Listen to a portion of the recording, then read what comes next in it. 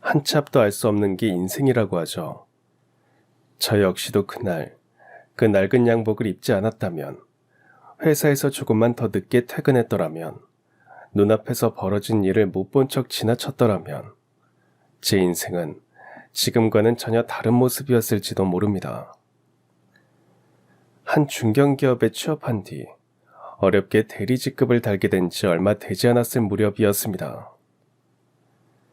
사실 다른 동기들보다 조금 늦은 승진이었지만 그만큼 더 열심히 살아야겠다는 마음으로 버텼죠. 연봉도 오르고 조금은 숨통이 트이겠구나 싶었습니다. 하지만 회사 생활은 생각보다 훨씬 험난했습니다. 저희 부서 정 팀장은 겉으로 보기엔 합리적인 척했지만 속으로는 자기 마음에 드는 사람만 챙기고 마음에 들지 않는 직원은 교묘하게 따돌리는 사람이었습니다. 그러던 중 정 팀장의 부당한 행위들이 윗선에 보고되면서 회사에서 내부 조사가 시작됐습니다. 평소 그의 행동을 지켜보며 부당하다고 느끼고 있었던 저는 양심적으로 그에 대한 사실을 증언했어요. 다른 직원들도 저와 같을 줄 알았죠. 하지만 결과는 생각과 달랐습니다. 양심적으로 증언한 사람은 저 하나뿐이었고 그 사실은 곧 정 팀장의 귀에 들어갔습니다. 그날 이후 저는 그의 표적이 되었습니다. 회의에서 제 의견은 늘 무시당했고 업무에서는 일부러 배제되었으며 다른 직원들도 저를 본체만 채했습니다. 하루하루가 지옥 같았어요. 그러던 어느 날이었습니다. 정 팀장에게 또 한 소리 듣고 지친 몸으로 퇴근하던 길, 횡단보도 맞은편 벤치에 앉아있던 한 노인이 갑자기 앞으로 쓰러지는 걸 목격했습니다. 순간 홀로 계신 어머니의 모습이 떠올랐고 신호가 바뀌자마자 그쪽으로 달려가 노인에게 다가가 그의 상태를 확인한 뒤 곧장 119에 신고했습니다. 잠시 후 구급차가 왔고 노인이 들것에 옮겨지기 직전 그가 미약한 힘으로 제 손을 붙잡더니 작은 명함 한 장을 쥐어주며 말했습니다. 청년 고마워. 오늘 이 은혜 내가 꼭 갚고 싶네. 어려운 일 생기면 여기로 연락하게. 저는 아무 생각 없이 그 명함을 양복 안쪽 주머니에 넣고 집으로 돌아왔습니다. 그런데 옷을 갈아입으려다 보니 양복 한쪽이 심하게 찢어진 걸 발견했습니다.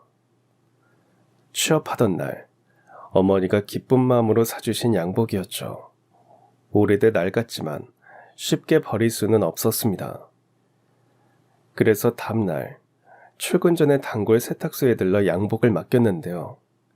그날 오후 모르는 번호로 전화가 걸려왔습니다. 총각, 나 세탁소 사장인데 지금 당장 좀 와줘요. 큰일이라도 난 것 같은 목소리에 혹시 무슨 일이 생겼나 싶어 퇴근하자마자 세탁소로 바로 달려갔어요. 세탁소 문을 열고 들어가자마자 마주한 사장님의 손에는 전날 밤 쓰러진 노인에게서 받아 양복 안주머니에 넣어두었던 명함이 들려 있었습니다. 그리고 세탁소 사장님은 그 명함을 쥐고 손을 바들바들 떨고 있었어요. 그리고 평소 구질구질하다 욕을 들었던 그 양복 한 벌로 인해 제 인생은 완전히 다른 방향으로 변해버렸습니다. 어린 시절 아버지가 돌아가신 뒤 어머니는 홀로 저를 키우셨습니다. 아버지가 남긴 빚까지 짊어진 채 새벽마다 일터로 나가시고 밤늦게야 지친 얼굴로 돌아오시곤 했죠. 그런 어머니의 뒷모습을 보며 자란 제게 꿈이 있다면 단 하나, 성공해서 어머니를 편하게 해드리는 것이었습니다. 평범한 꿈이었지만 제게는 그게 인생의 전부였습니다. 하지만 세상은 제 노력만으로는 쉽게 열리지 않았습니다. 그리 좋은 대학도 아니었고 특별한 스펙도 없던 저는 서류에서 탈락하는 일이 다반사였죠. 자존감은 조금씩 깎여나갔고 내가 뭘 잘못했나라는 생각이 반복될 즈음 드디어 한 줄기 빛이 찾아왔습니다. 한 회사의 2차 서류 전형까지 통과하고 최종 면접 기회를 얻은 것이었습니다. 면접만 무사히 넘기면 정규직 채용이 확정된다는 말에 가슴이 두근거렸습니다.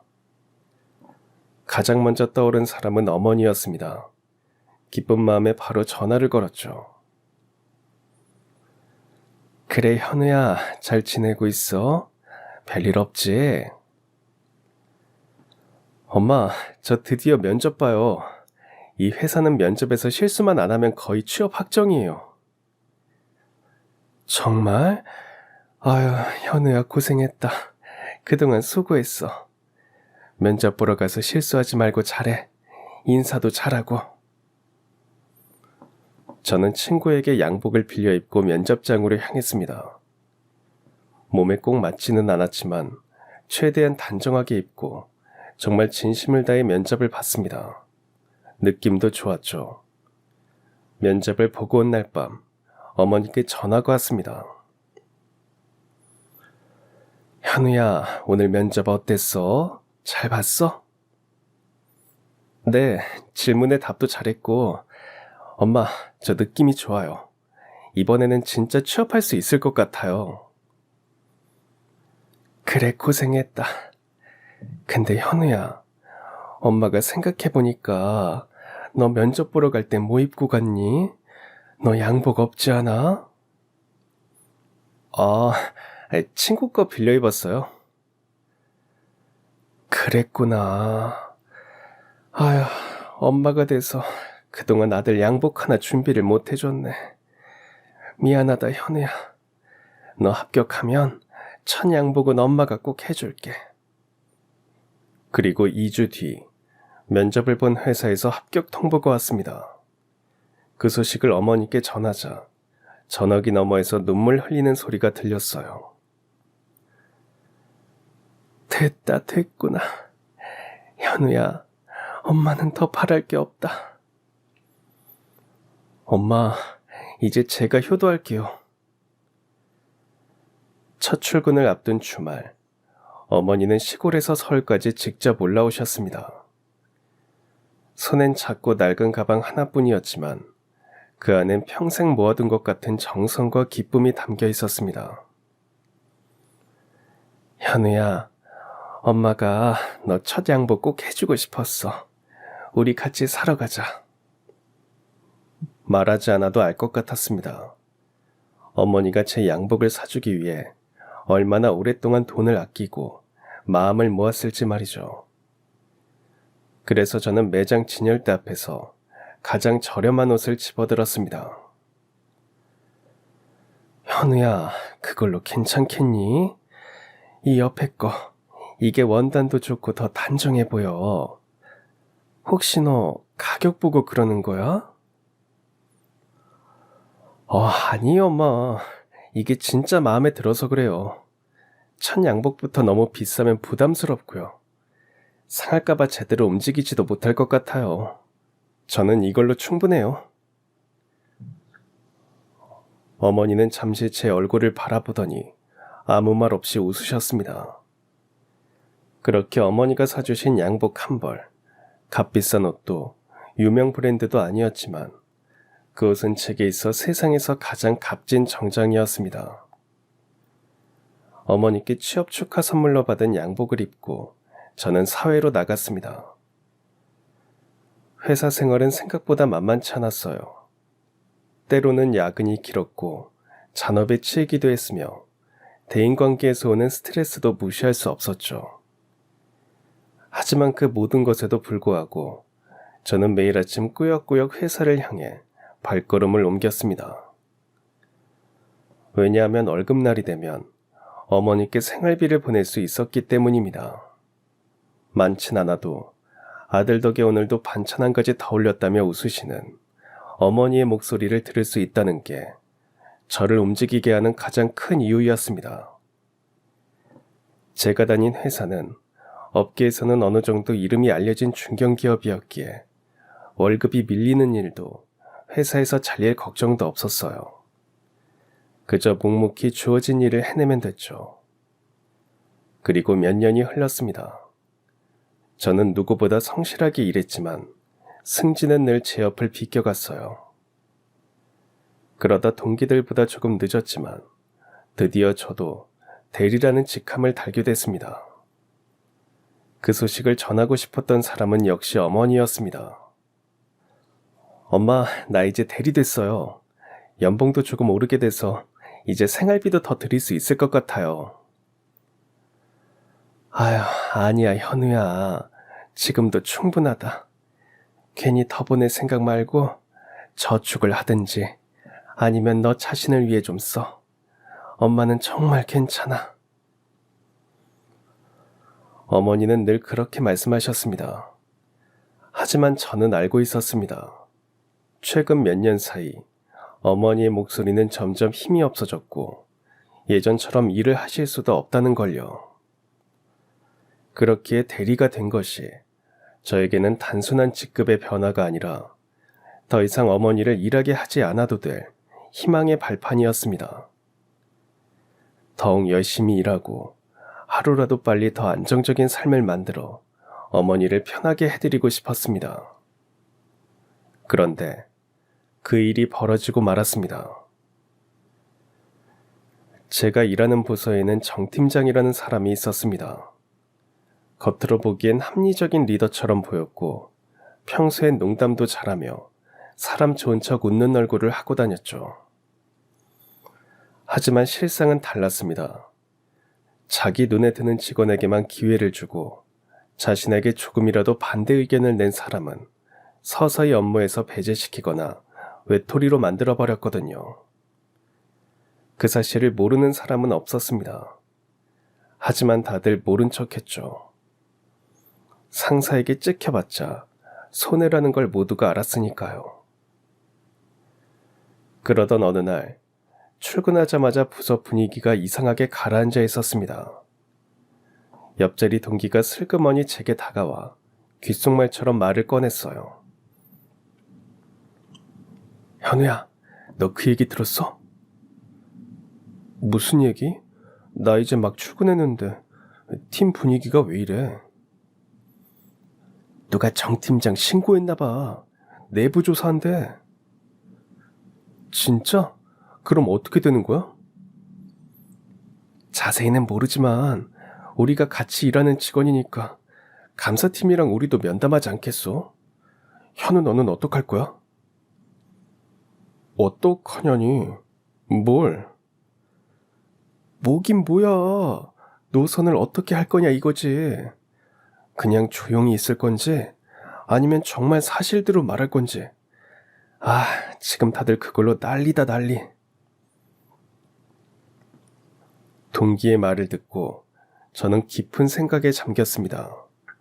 그리고 결단을 내렸어요.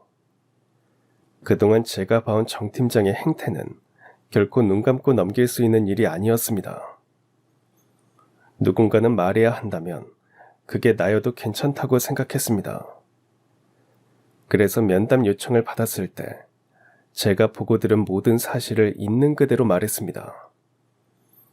누가 시킨 것도 아니었고 누군가를 끌어내리려는 의도도 없었습니다. 그저 양심껏 증언했습니다.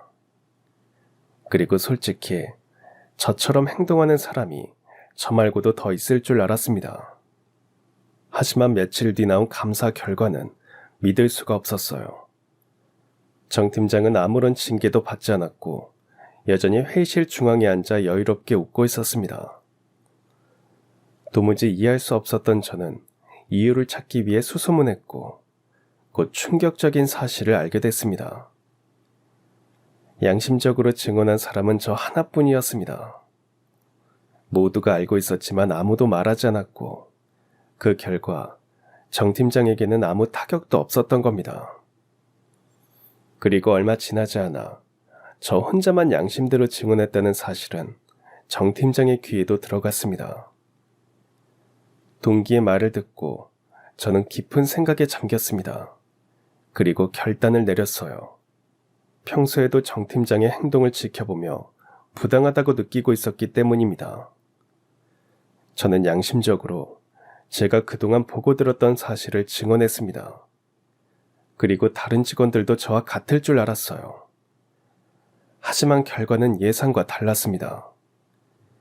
감사가 끝나면 징계를 받을 줄 알았던 정 팀장은 너무나도 멀쩡했고 어떤 징계도 받지 않았습니다.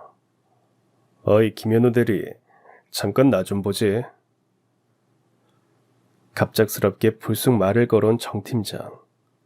그는 곧장 저를 향해 걸어오더니 대뜸 비상계단 쪽으로 향했습니다. 말을 꺼낼 틈도 없이 저는 그의 뒤를 따라가야 했습니다. 문이 닫히자 정 팀장은 저를 빤히 쳐다보며 말했어요. 김 대리, 나한테 할 말 없어? 네? 무슨 말씀이신지. 저는 특별히 그런 건 없는데요. 그래. 근데 말이야, 감사팀 팀장이 내 고등학교 동기거든. 누가 뭘 말했는지 내가 모를 줄 알았어? 저는 순간 숨이 턱 막혔습니다. 입을 꼭 다문 채 아무 말도 못하고 있는데 정 팀장이 코웃음을 치며 말을 이었습니다. 김대리, 이제부터 회사 생활이 아주 재밌어질 거야. 기대 많이 하라고. 그는 그 말만 남긴 채 아무 일도 없었다는 듯 사무실로 돌아갔습니다. 비상계단에 혼자 남겨진 저는 마른 침을 삼켰고 차가운 땀이 등줄기를 타고 흘러내렸습니다. 다음 날부터 정 팀장의 말은 현실이 되기 시작했습니다. 가장 먼저 달라진 건 사람들의 시선이었어요. 같이 웃고 점심을 먹던 동료들이 어느 순간부터 제 눈을 피했고 말을 걸어도 짧은 대답만 돌아왔습니다. 점심시간 함께 나가던 팀원들은 제가 모르는 사이에 조용히 빠져나갔죠. 회의 중엔 정 팀장의 날선 말이 반복됐습니다. 김대리, 지금 낸 이 제안서 도대체 무슨 생각으로 쓴 거가? 회사 몇 년 다녔지? 이런 수준으로 회의를 하겠다는 거야? 후배들 보기도 창피하지 않아? 죄송합니다. 다시 수정하겠습니다. 아니, 수정해서 될 일이 아니지. 사람이 좀 현실적인 안을 내야지. 책상 앞에 앉아있으면 일이 저절로 굴러가나? 어? 회의실의 공기마저도 날카롭게 변했고 팀원들 역시 팀장의 눈치를 보며 고개를 숙이고만 있었습니다. 뿐만 아니었어요. 업무에서도 변화가 느껴졌습니다. 제가 오랫동안 맡아왔던 중요한 프로젝트는 아무 설명도 없이 후배에게 넘어갔고 제게 주어진 일은 단순 보고서 정리와 엑셀 정리 같은 소극적인 작업뿐이었습니다. 팀 채팅방에서는 제 이름만 쏙 빠진 공지사항이 올라오기 시작했고 회의 일정이나 마감일 같은 핵심 정보도 뒤늦게야 다른 동료를 통해 알게 되는 일이 반복됐습니다. 그리고 누군가가 실수를 해도 그 책임은 항상 저에게 돌아왔습니다. 김대리, 이건 자네가 미리 검토했었어야지. 책임감이 이래서야 같이 일하겠나? 아유, 하긴 뭐 팀장 뒤통수 치는 사람인데 내가 너무 큰 기대를 했나? 그 말에 회의실이 싸늘하게 가라앉았고 저는 아무 말도 하지 못한 채 고개만 조아렸습니다. 그때부터 매일이 고통이었죠. 출근길 엘리베이터 버튼을 누르는데도 손이 떨렸고 사무실 문 앞에서 멈춰서기를 수없이 반복했습니다. 회사 책상 앞에 앉아 있어도 도무지 일에 집중이 되지 않았고 내가 뭘 그렇게 잘못했나? 그냥 다들처럼 조용히 있었어야 했나? 수백 번 자책하고 수천 번 후회했습니다. 그렇게 하루하루를 겨우 버티던 어느 날 복사기 앞을 지나던 정 팀장과 바닥만 보고 가던 제가 부딪혔고 팀장은 소리치듯 말을 내뱉었습니다. 야, 김대리, 자네 눈은 어디 달고 다니는 거야? 사람이 지나가는데 부딪힐 뻔하고도 그냥 가? 아니, 나랑 눈도 못 마주쳐? 죄송합니다, 팀장님. 제가 미처 못 봤습니다. 아유, 진짜 내가 말을 말아야지. 근데 김대리 자네 말이야. 그 구질구질한 양복 좀 이제 바꾸지 그래. 아니 그거 입고 거래처 사람 만나면 우리 회사를 뭘로 보겠냐고. 나 같으면 창피해서라도 그거 갖다 버리겠다. 하긴 뭐 사람이 구질구질한데 옷이라고 다르겠어? 에휴. 그 순간 제 안에서 뭔가가 뚝 끊어졌습니다. 그 양복은 어머니께서 제가 첫 취직했을 때 기쁜 마음으로 사주신 바로 그 옷이었습니다. 남이 봤을 땐 구질구질해 보일지 몰라도 제게는 어머니께서 아끼고 아껴 모은 돈으로 사주신 세상에서 가장 소중한 옷이었습니다. 제게는 단순한 옷 그 이상이었죠. 그런 소중한 의미마저 정 팀장에게 짓밟히는 순간 더는 버틸 수 없었습니다. 사직서를 낼 각오를 했던 그때 낯선 번호로 전화가 걸려왔습니다. 네, 김현우입니다. 어디시죠? 네? 병원이요? 저희 어머니가 쓰러지셨다고요? 거기가 어디입니까? 병원에서 걸려온 전화였습니다. 어머니께서 용돈이라도 벌겠다며 동네에 나가 잠깐 일을 하시다가 길 한복판에서 쓰러지셨다는 겁니다. 그 주말 바로 시골 병원으로 내려갔습니다. 병실 침대에 누워 계신 어머니의 얼굴은 예전보다 훨씬 야위어 있었습니다. 의사는 더 이상 혼자 생활하기는 어려울 것 같다며 요양시설을 권했습니다. 엄마, 제가 모시면 좋은데. 아니야, 현우야. 네가 회사 다니면서 어떻게 나까지 간호를 하니? 요즘은 다 요양원 간다더라. 근데 내가 아파서 돈 들어갈 생각을 하니까 너한테 너무 미안해서 어쩌니. 괜히 짐만 되는 것 같아. 엄마, 그런 말씀 하지 마세요. 저 그 정도는 감당할 수 있어요. 어머니가 쓰러지신 이후로 회사를 그만두려 했던 마음을 고쳐먹었습니다. 제가 이대로 퇴사를 하면 병원비며 간병비며 감당할 수가 없을 테니까요. 제발 정 팀장이 다른 부서로 발령이 나거나 그것도 아니면 제가 부서 이동을 할 수 있는 날이 오길 바라며 버티기로 했습니다. 계속해서 은근한 괴롭힘을 당하던 어느 날이었습니다. 늘 그렇듯 야근을 마치고 회사에서 나와 집으로 향하는 버스에 올랐어요. 오늘 하루도 버텼다는 안도감을 느끼며 얼른 집으로 들어가서 눕고 싶다는 생각뿐이었습니다. 서둘러 버스에서 내려 집 앞에 있는 횡단보도를 건너려고 신호를 기다리는 중이었죠. 그런데 맞은편 벤치에 앉아있는 한 노인이 눈에 들어왔습니다. 저분 어딘가 안 좋아 보이시는데. 초점 없는 시선으로 허공을 바라보던 노인이 갑자기 앞으로 고꾸라지던 몸을 기울이더니 그대로 쓰러졌습니다. 주변에 몇몇 사람들이 있었지만 모두 누군가 하겠지 하는 듯 발걸음만 빨리 할 뿐이었습니다. 예전 같았으면 저도 그냥 지나쳤을지도 모릅니다. 하지만 그 순간 요양원 침대에 누워있던 어머니의 모습이 떠올랐습니다. 그래서 저는 뭔가에 이끌리듯 신호가 바뀌자마자 주저하지 않고 쓰러진 그 노인을 향해 뛰어갔습니다. 어르신 괜찮으세요? 정신 좀 차려보세요. 하지만 아무런 대답이 없었습니다. 얼굴은 창백했고 손은 얼음장 같았죠. 저는 제가 입고 있던 양복 자켓을 벗어 노인에게 덮어주고 바로 119에 신고를 했습니다. 여기 한 어르신이 쓰러지셨어요. 의식이 없으신 것 같아요.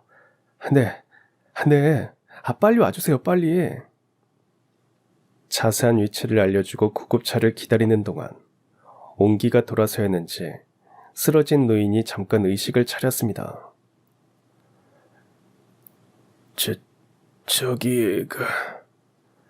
네, 어르신. 정신이 좀 드세요? 제가 구급차 불렀으니까 곧 도착할 거예요. 고맙네. 그리고... 노인이 뭐라고 말을 하는 순간 구급차가 도착했고, 저는 대충 상황 설명을 한 뒤 노인이 괜찮아지길 바라며 그 자리를 떠났습니다. 그리고 바로 집으로 도착해서 씻으려고 입고 있던 옷을 벗는데 양복 자켓이 찢긴 걸 발견했어요. 아까 쓰러진 노인을 부축하면서 찢어진 것 같았습니다. 꽤 크게 상해서 버려야 하나 생각했지만 취업했다고 어머니께서 없는 돈으로 마련해 주신 양복이라 오래되긴 했어도 버릴 순 없었어요. 그래서 저는 집 근처에 있는 자주 가던 세탁소에 옷을 맡겼습니다.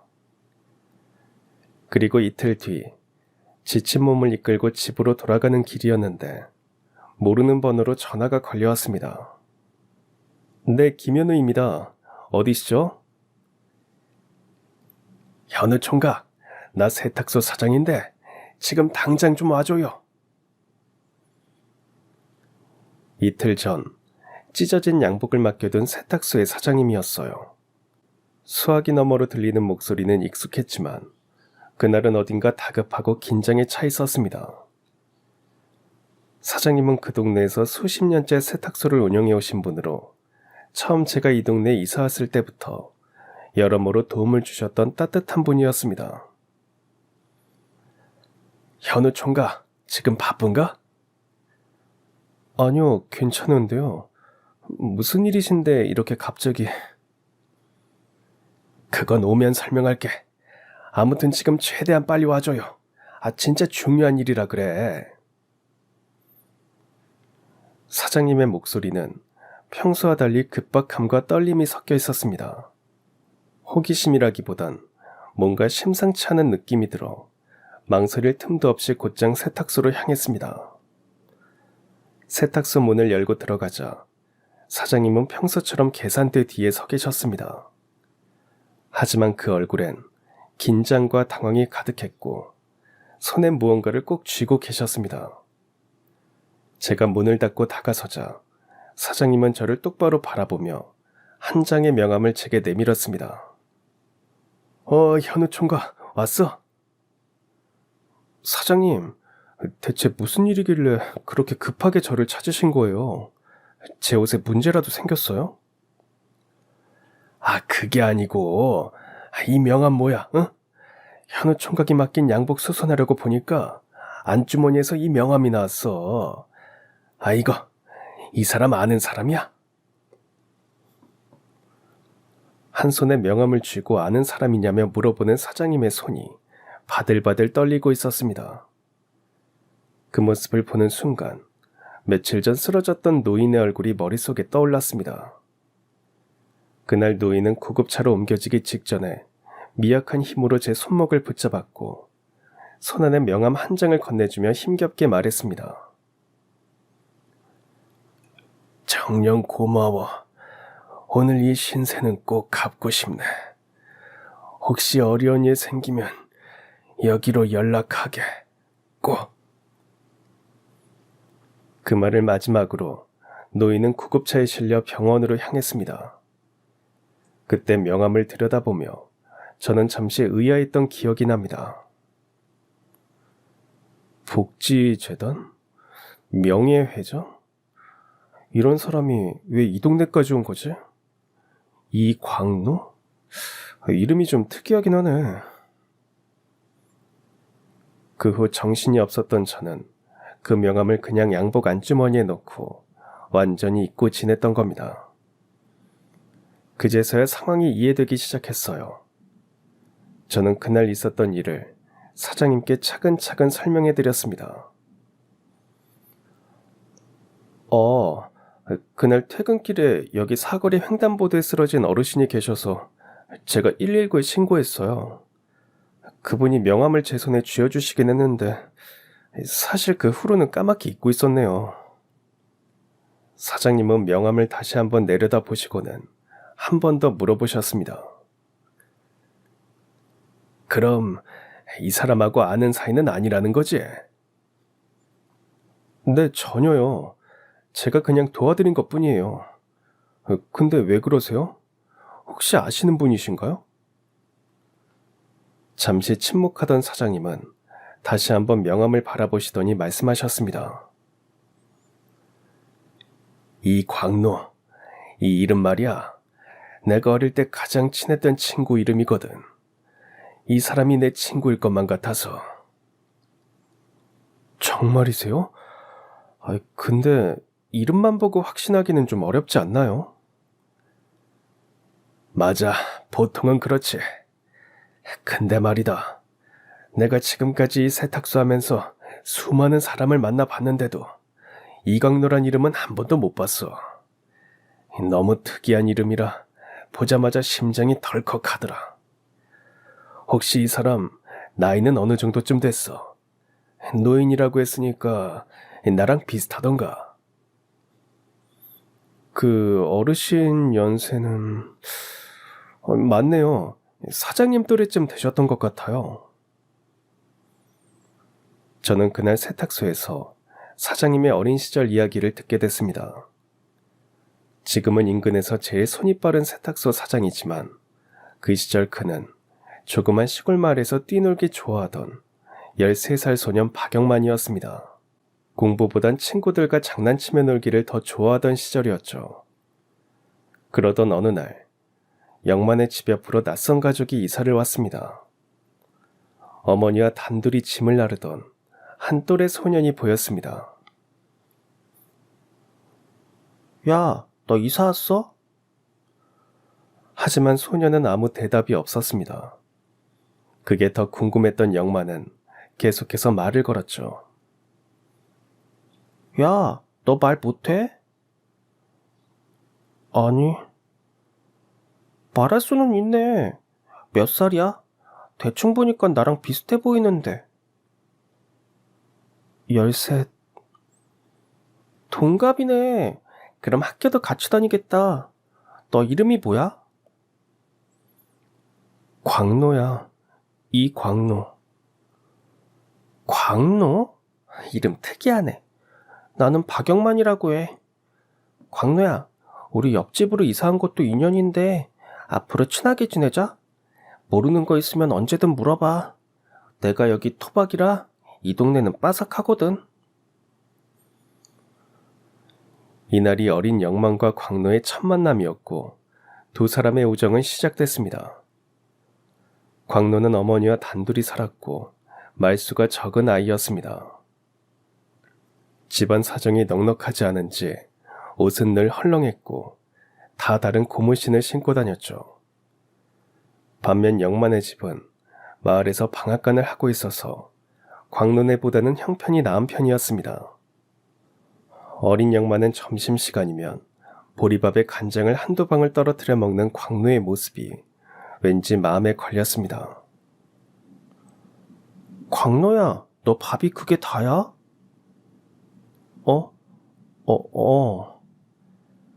그거 먹고 이따가 애들이랑 뛰어놀 수 있겠냐? 그러지 말고 이거 너 먹어. 이거 나 먹어도 되는 거야? 영만이 너 먹을 것도 모자르지 않아? 우리 어머니가 손이 크셔. 어차피 나 혼자 다 못 먹고 집에 가져가면 버리게 되니까 같이 먹자. 아깝잖아.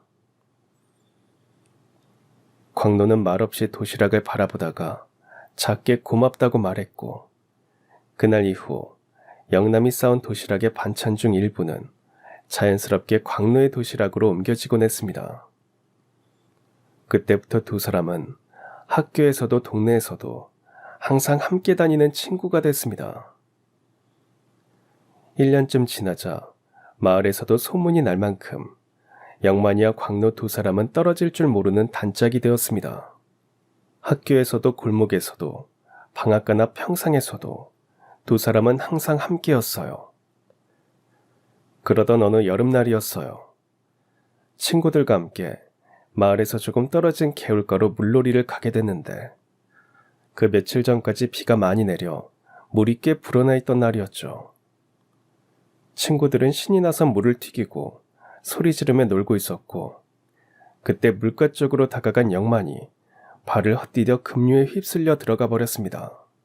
순식간에 상황은 아수라장이 됐습니다. 누구는 얼음 불러오자며 달려나갔고, 누구는 그 자리에 서서 울기만 했습니다. 광노는 잠깐 망설였습니다. 하지만 물속에서 허우적대며 점점 멀어지는 친구의 모습을 보고는 곧장 소리쳤습니다. 영만아, 내가 갈게. 조금만 버텨. 정신 놓지 마. 그리고는 맨발로 겁도 없이 그 불어난 물속으로 뛰어들었습니다. 한참을 허우적거리며 헤엄친 끝에 광노는 결국 영만의 손을 붙잡았고 둘은 가까스로 물 밖으로 빠져나왔습니다. 누구도 다치지 않았지만 그날의 기억은 두 사람의 인생에 깊이 각인되었습니다. 그날 이후로 그들은 친구 그 이상의 사이, 말 그대로 서로의 생명을 지킨 형제 같은 존재가 됐어요. 그로부터 몇 년이 흘렀고 두 사람이 고등학교 입학을 앞두고 있던 어느 날이었습니다. 늦은 밤, 광노가 영만을 찾아왔습니다. 저 영만아, 나야 광노. 아직 안 자는 거 맞지? 광노야, 늦었는데 웬일이야? 영만아, 나 다시 이사 가게 됐다, 서울로. 뭐? 갑자기? 왜? 언제? 내일 아침에. 이유는 나도 잘 몰라. 어머니가 서울로 올라가야 한다고만 하셨어. 그럼 우리 이제 못 보는 거야? 어디로 가는 건데? 정확한 곳은 나도 아직 몰라. 서울 가서 자리 잡으면 연락할게. 전화든 편지든 꼭 할게. 우리 친구잖아. 당연하지. 광노야, 정리되면 꼭 연락해라. 난 여기 있으니까. 두 친구는 그렇게 꼭 끌어안았고 훗날을 약속했지만 그게 마지막 인사가 되었습니다. 광노가 이사간 뒤 영만은 한참을 친구의 소식을 기다렸어요. 혹시나 편지가 와 있을까 싶어 매일같이 우체통을 열어봤고 전화기 옆에 앉아 벨이 울리길 기다리기도 했습니다. 하지만 광노는 끝내 연락하지 않았습니다. 그 어린 날의 굳은 약속은 세월 속으로 조용히 묻혀가고 말았습니다. 오래된 이야기를 들려주시던 세탁소 사장님의 표정엔 짙은 그리움이 배어 있었습니다. 사장님의 예상처럼 친구가 맞으면 좋겠다는 마음으로 사장님께 물어봤어요. 사장님, 그런데 이 명함 속 분이 정말 그 광노 씨가 맞을까요? 그러게, 너무 오래전 일이긴 하지. 그리고 그 친구도 그 시절 일을 잊고 살았을지도 모르겠어. 하지만 나는 단 한순간도 그 친구를 잊은 적이 없거든. 만약 정말 광노가 맞다면 딱 한 번 얼굴만이라도 다시 보고 싶어. 그 말에 노인이 들것에 실려가던 순간 제게 했던 말이 떠올랐습니다. 살면서 어려운 일이 있으면 꼭 연락하게. 고맙네. 이 말이 계속 귓가에 맴돌았고 전화를 걸어보기로 결심했습니다. 그래서 다음날 명함에 적힌 번호로 연락을 했습니다. 신호음이 몇 번 울린 뒤 낯선 남자의 목소리가 들렸습니다. 네, 이광노 회장님 전화입니다. 안녕하세요. 혹시 회장님과 통화 가능할까요? 지금은 병원에 입원 중이셔서 제가 대신 전화를 받고 있습니다. 실례지만 누구시죠? 저는 김현우라고 합니다. 며칠 전 회장님이 길에서 쓰러지셨을 때 제가 119를 불러드렸거든요. 회장님께서 말씀하신 그분이시군요.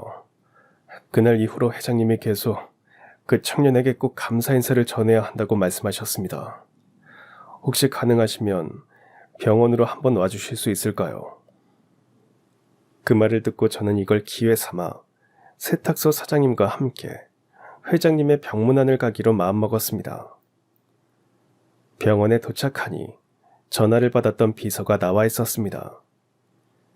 그는 저희를 병원 VIP 병실 앞으로 안내했고 묵직한 문을 열고 들어서자 며칠 전 거리에 쓰러져 있던 그 노인이 침대에 기대어 앉아 있었습니다. 얼굴은 여전히 수척해 보였지만 눈빛은 또렷했고 기운도 조금 돌아온 듯 했습니다. 저기 안녕하세요 회장님. 저 김현우라고 합니다. 제가 조심스럽게 인사를 건네자 그는 따뜻한 미소로 반겨주었습니다. 내 생명의 은인이 왔구만. 정말 고맙고 반가워. 그날 자네가 아니었다면 나는 지금 이 세상 사람이 아닐 수도 있었네. 그래도 건강해지신 것 같아 다행입니다. 그래, 내가 심장이 좀 안 좋거든. 근데 그날 자네가 나를 외면하지 않고 손을 잡아줘서 목숨을 구했네. 앞으로 내가 도울 일이 있으면 주저하지 말고 말하게. 이 은혜는 꼭 갚고 싶네. 그 말에 저는 병실을 찾은 진짜 이유를 꺼냈습니다. 저 사실 오늘 저 혼자 온 건 아닙니다. 회장님을 꼭 한번 뵙고 싶어 하시는 분이 계셔서요. 나를 보고 싶어 하는 사람? 그게 누군가? 네, 잠시만요. 사장님, 들어오셔도 괜찮을 것 같아요. 제가 병실 문을 살짝 열고 밖을 향해 손짓하자 밖에서 기다리고 있던 세탁소 사장님이 천천히 걸어 들어왔습니다. 그리고 그 모습을 본 회장님은 순간 말문이 막힌 듯 상체를 일으키며 눈을 크게 떴습니다. 아니, 너는 혹시 영만이? 박영만? 아유 세상에, 너 정말 광노 맞구나. 광노야, 이광노. 두 사람의 눈이 동시에 붉어졌습니다. 오래전 한여름날 개울가에서 손을 맞잡고 숨을 몰아쉬던 그 시절의 모습이 단숨에 이 병실 안으로 밀려 들어오는 듯 했습니다. 어리고 철없던 10대 시절을 함께 보냈던 두 사람은 이제 머리가 희끗해지고 얼굴엔 주름이 가득한 노인이 되어 수십 년의 세월을 건너 다시 마주하게 됐습니다. 회장님은 침대에서 몸을 일으켜 두 팔로 세탁소 사장님을 힘껏 끌어안았습니다. 말문이 막히신 듯 하다가 떨리는 목소리로 말씀하셨습니다. 아니 영만아, 도대체 어떻게 여길 온 거야? 현우 씨랑 원래 알던 사이야? 아니, 그게 말하자면 길다. 내가 지금 세탁소를 하거든. 현우 총각이 우리 단골인데 며칠 전에 찢어진 양복을 수선 맡겼어. 그런데 수선하다가 양복 안주머니에서 명함이 나온 거야. 그걸 봤는데 네 이름이 딱 적혀 있어서 설마 했지. 네 이름이 흔한 것도 아니고. 근데 진짜 너일 줄은. 아휴, 광노야, 반갑다 진짜. 회장님은 잠시 말을 잇지 못하다가 오랜만에 만난 친구의 얼굴을 바라보며 조심스레 말을 건넸습니다. 그때 내가 갑자기 이사가고 연락도 못해서 많이 서운했지. 무슨 소리야, 서운하긴. 근데 솔직히 걱정은 좀 했다. 잘 살고 있을까? 어디 아픈 건 아닐까 싶어서. 근데 이렇게 보니까 얼굴 색도 좋고 정말 잘 됐구나. 그게 말이다. 그때 서울 올라가서 아버지랑 같이 살게 됐다. 그래서 형편도 좀 나아졌고 공부도 할 수 있게 됐지. 대학도 가고 사회에 나가서 열심히 일했어. 그러다 보니 여기까지 오게 된 거지. 잠시 숨을 고르던 회장님은 자신이 걸어온 길의 시작을 떠올리듯 작게 웃으며 말을 이었습니다. 사실 돈을 벌고 나니까 나도 누군가한테 도움이 되는 일을 하고 싶더라. 그 생각을 하던 순간 영만이 네가 도시락에서 나눠주던 반찬이 생각났어.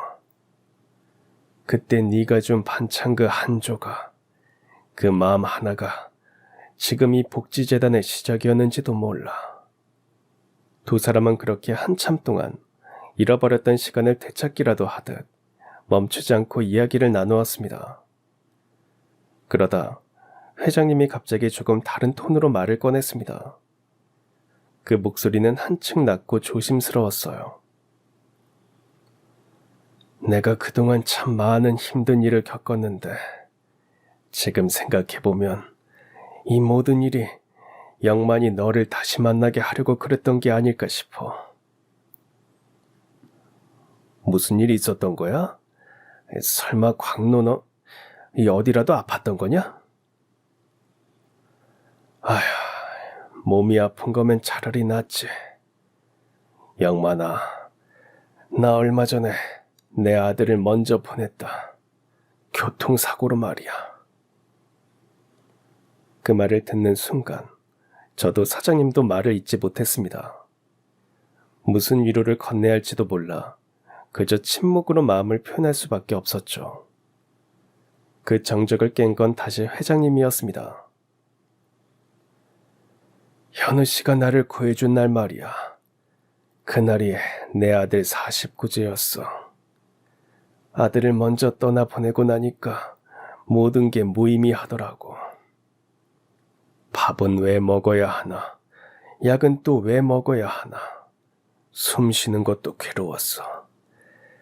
그래서 그냥 계속 걸었지. 회장은 잠시 숨을 몰아쉬더니 자신도 이해하지 못했던 감정을 털어놓기 시작했습니다. 그날은 그냥 이대로 생을 마감해도 괜찮겠다고 생각했어. 세상을 등지고 싶었거든. 그런데 갑자기 심장이 조여오는 느낌이 들더니 몸이 무너지더라고. 그 순간 이상하게도 살고 싶다는 생각이 들었어. 그리고 그때 유일하게 내 손을 잡아준 사람이 바로 현우 씨였지. 저는 어쩐지 몸둘 바를 모르겠다는 듯 고개를 숙이고 있었습니다.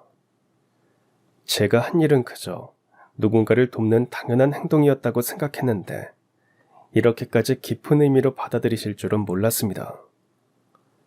그때 제 등을 툭 두드리며 세탁소 사장님이 활짝 웃으며 말씀하셨습니다. 그럼 그렇지.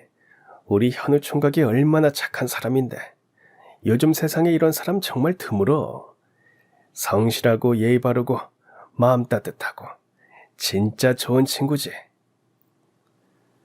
그 말을 들은 회장님은 제 손을 잡으며 진심 어린 눈빛으로 말했습니다.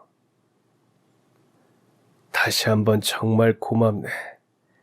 현우 씨, 자네는 내게 두 번째 삶을 선물해준 사람이야. 이제 남은 인생 진심으로 잘 살아봐야겠다는 생각이 들었어. 아들이 남기고 간 어린 손자도 내가 책임져야 하고 이렇게 다시 영만이 너도 만났으니 정말 살아있길 잘했다는 생각이 드네. 그날 병문안이 끝날 무렵 두 분은 회장님이 태어나면 정식으로 소주 한잔하며 회포를 풀자고 굳게 약속하셨습니다. 그리고 며칠 뒤 저는 다시 회장님의 전화를 받고 복지재단이 위치한 사무실로 다시 발걸음을 옮기게 됐습니다. 회장님, 저 왔습니다. 그런데 이렇게 벌써 나와도 괜찮으신 건가요? 의사 말이 약만 잘 챙겨 먹고 무리하지 않으면 조금씩 움직이는 게 좋다고 해서 말이야. 아들도 없는데 나라도 나와야지. 그래도 회복되신 지 얼마 안 되셔서 걱정돼서요. 아이고, 걱정 고맙네. 사실 오늘 현우 씨를 부른 건 말이야. 그날 병원에서는 영만이 얼굴 본 게 너무 반가워서 깜빡 잊고 못한 이야기가 있어서네. 자네한테 어떻게든 보답하고 싶었어. 회장님, 저는 정말 괜찮습니다. 아니야, 들어보게. 나를 살려준 것도 그렇지만 영만이라는 친구와 다시 만나게 해준 것도 자네 덕분이야. 그건 내 인생에서 가장 큰 선물 중 하나였거든. 어떻게든 이 은혜를 갚고 싶어. 자네가 뭘 원하는지 몰라서 일단 준비해봤네. 그는 조심스럽게 서랍을 열고 작은 봉투 하나를 제 앞으로 밀어놓았습니다. 저는 당황한 얼굴로 그 봉투를 받아 열어봤는데 안에는 꽤 큰 액수의 돈이 들어있었습니다. 회장님, 이건 아닙니다. 제가 한 일에 비해 너무 큽니다. 그날 제가 아니었어도 누군가는 119에 신고했을 거예요. 저도 그저 당연히 할 일을 했을 뿐이고요. 이렇게 큰 돈을 받을 이유가 없습니다. 그 말을 하며 저는 봉투를 그대로 회장님 앞으로 밀어놓았습니다. 회장님은 잠시 말없이 저를 바라보다가 조용히 봉투를 다시 서랍에 넣고 고개를 끄덕이며 말했습니다. 그래, 자네 마음은 알겠네. 이럴 줄은 알았지만 그래도 내 마음이 편해지려면 뭔가 자네에게 보답을 해야만 할 것 같아서 말이야. 그럼 자네가 진짜 원하는 게 뭔지 그걸 말해주게. 나도 억지로 뭘 주고 싶진 않으니까. 저는 잠시 머릿속이 복잡해졌습니다. 회장님의 따뜻한 눈빛을 보며 어떻게 해야 서로의 마음이 덜 부담스러울 수 있을지 고민했습니다. 그리고 그 순간 건물 1층 로비에서 봤던 복지재단 정책지원팀 인력 모집이라고 써붙여 있던 채용 공고가 떠올랐습니다. 저는 회장실에 올라오기 전 그 공고를 한참이나 바라봤었어요. 지금 다니는 회사에 대한 회의감, 매일 아침 버티듯 출근하던 내 모습이 겹쳐졌죠. 저기 회장님, 그런 말인데요. 그래, 말해보게. 뭔가 필요한 게 있나? 사실 아까 올라가기 전에 1층 로비에서 재단 채용 공고를 봤거든요. 혹시 저도 면접 볼 수 있을까요? 자네가? 지금 회사 다니고 있는 거 아니었나? 네, 맞습니다. 그런데 요즘 진지하게 이직을 고민 중이었어요. 회사에 정이 안 가고 그러다 보니 버티는 것도 점점 힘들어지더라고요. 그만두고 싶었지만 생활도 있고 막상 나오면 새로운 일자리를 쉽게 구할 수 있을까 싶어서 망설이고만 있었죠. 회장님은 제 말을 조용히 듣고 계셨습니다. 그리고 고개를 끄덕이셨어요. 자네 정도 인물이면 우리 재단에서도 충분히 함께 일할 수 있을 거야. 내가 인사팀에 말해둘 테니 면접 한번 보게. 결과는 공정하게 보겠지만 나는 자네가 여기서 아주 좋은 일꾼이 될 거라 믿고 있어. 그렇게 며칠 후 저는 재단의 정책지원팀 면접을 보게 됐고 운 좋게 합격 통보를 받았습니다. 그리고 저는 다음 날 그토록 오랜 시간 망설이고 주저하던 사직서를 꺼내들고 출근했어요. 그리고 저를 괴롭히던 정 팀장에게 가서 사직서를 내밀었죠. 팀장님, 드릴 말씀이 있습니다. 이건 제 사직서입니다. 정 팀장은 잠깐 고개를 들고 저를 빤히 바라보다 무표정한 얼굴로 말했습니다. 뭐? 사직서? 그래, 요즘 애들 다 그렇지. 조금만 힘들면 도망치고 책임질 줄도 모르고. 김대리도 그럴 줄 알았어. 저는 그 말을 듣고도 아무 말 하지 않았습니다. 이제 굳이 설명할 필요도 설득할 이유도 없었습니다. 그저 고개를 살짝 숙여 인사하고 조용히 자리에서 돌아섰습니다. 그리고 마침내 마지막 출근까지 하고 회사 건물을 나오는데 그날따라 하늘이 유난히 높아 보였습니다. 숨을 크게 들이마시니 가슴 한켠에 걸려있던 답답함이 서서히 풀려나가는 듯 했어요. 그렇게 저는 몇 년 동안 한 번도 꺼내보지 못했던 진짜 나를 꺼내어 조금은 두려웠지만 진심으로 원하던 길로 발걸음을 옮기게 되었습니다.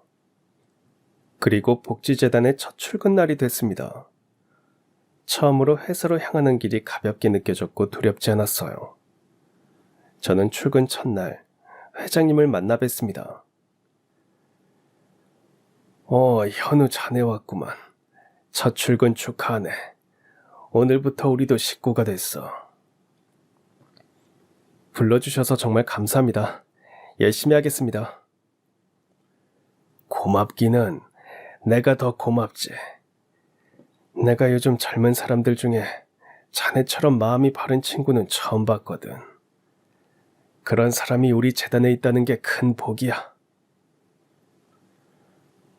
회장님은 자신이 왜 이 일을 시작하게 됐는지 짧게 말씀해 주셨습니다. 영만이한테 들어서 알지. 어릴 때 나도 많이 가난했어. 누군가 나를 도와줬기에 지금의 내가 있는 거지. 그 덕을 갚고 싶어서 이 재단을 만든 거야. 돈은 많아도 진짜 필요한 건 사람이거든. 그 말에 저는 조용히 고개를 끄덕였습니다. 그렇게 제 첫 근무일이 시작됐습니다. 업무는 생각보다 바빴지만 모두가 조용하고 성실하게 자신에게 주어진 일을 묵묵히 해나가고 있었습니다. 정신없는 반나절이 지나고 점심시간에 함께 밥을 먹던 동료가 친절하게 말했습니다. 현우 씨, 일은 어때요? 할만해요? 정신없네요. 적응하려면 한참 걸릴 것 같습니다. 실수도 많이 하면 안 될 텐데 걱정이에요. 실수 조금 하면 어때요? 서로서로 도와서 일하면 되는 거죠. 그러라고 팀이 있는 거 아니겠어요? 그 말에 저는 이전 직장에서 느낄 수 없었던 동료 간의 정도 느낄 수 있었어요. 현우 씨, 아까 팀장님이 그러시더라고요. 현우 씨가 표정이 참 정직한 사람 같아서 우리 팀에 잘 어울릴 것 같다고요. 앞으로 잘 부탁해요. 그 순간 가슴이 이상하게 찡했습니다. 그동안은 버티기 위해 회사를 다녔지만 이제는 함께하고 싶은 사람들과 가슴이 움직이는 일을 할 수 있을 거라는 느낌이 들었습니다.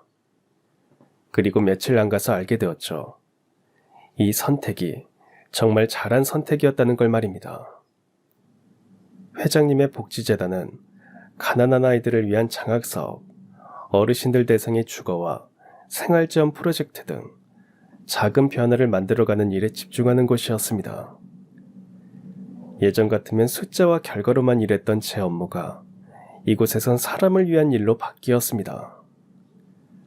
한 아이의 이름을 알고 어르신의 안부 전화를 챙기며 제 손끝 하나가 누군가의 삶을 바꾸고 있다는 걸 느낄 수 있었죠. 언제부턴가 저는 매일 아침 출근길이 기다려지는 뿌듯하고 보람있는 삶을 살고 있습니다. 요즘은 가끔 이런 생각이 듭니다. 어머니께서 어렵게 사주셨지만 정 팀장에게 구질구질하다는 말을 들었던 그 오래된 양복 한 벌이 결국은 제 인생을 바꾼 전환점이 되어주었다는 걸요. 그 양복 덕분에 저는 한 노인을 도울 수 있었고 그 일로 수십 년 전 끊어졌던 두 친구의 시간을 다시 이어주었으며 그로 인해 결국에는 저 역시 숨통 트이며 살아갈 수 있는 새로운 길을 찾게 되었습니다. 세상이 아무리 차갑고 버겁더라도 삶은 어쩌면 그런 짧고 따뜻한 순간 하나로 충분히 다시 시작할 수 있는지도 모릅니다. 그리고 저는 그것을 누구보다 잘 알게 됐죠. 그래서 저는 앞으로도 꾸준히 복지재단의 일을 성실히 하면서 누군가에게 도움이 될 일을 해나갈 겁니다. 그럼 지금까지 사연 들어주셔서 감사합니다. 사연이 재밌으셨다면 구독과 좋아요 부탁드려요. 감사합니다. 안녕히 계세요.